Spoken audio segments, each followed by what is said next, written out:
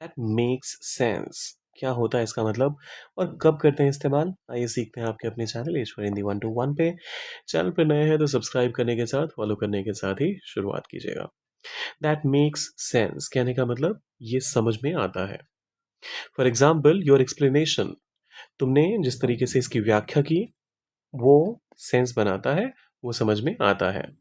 That makes sense, I understand now, ये समझ में आता है, मतलब अब ये सेंस बना रहा है और मैं इसे समझ भी पा रहा हूँ। वॉट यू सेड, तुमने जो कहा, मेक सेंस, मुझे समझ में आता है।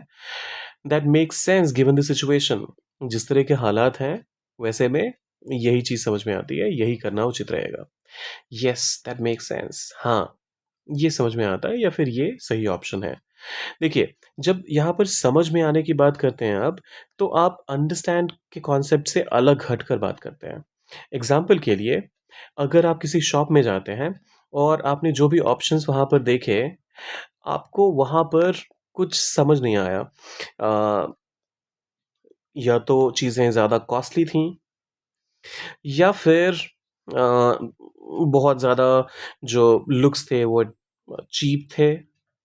तो इन दोनों को देखते हुए आपने कोई भी परचेज़ नहीं किया एंड यू सेड कि यार मुझे समझ नहीं आया यहाँ पर क्या खरीदा जाए, क्योंकि या तो चीज़ें ज़्यादा कॉस्टली थी या चीप थी। यहाँ पर अंडरस्टैंडिंग वाला कॉन्सेप्ट नहीं है।